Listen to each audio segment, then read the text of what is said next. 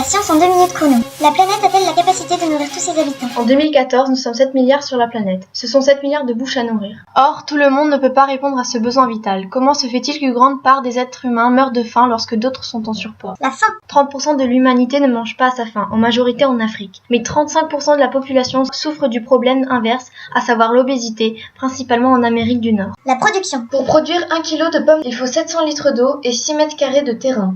Pour 1 kg de bœuf, il faut 15 500 litres d'eau et 323 mètres carrés de terrain.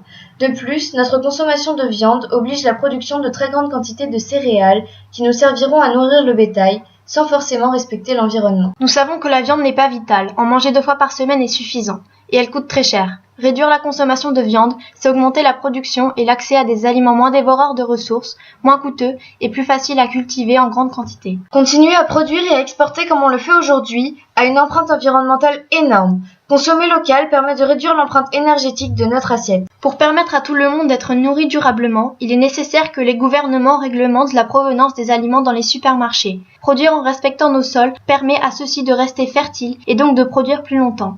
Sensibiliser toutes les populations à ces notions est nécessaire par le biais des médias de façon comique et ludique. Le développement de nouveaux types d'alimentation pour remplacer la viande, type insectes, soja, tofu, permettrait de nourrir plus de monde. La planète est capable de nourrir 7 milliards d'individus. Mais pour cela, il faut changer nos habitudes alimentaires et mieux répartir la nourriture.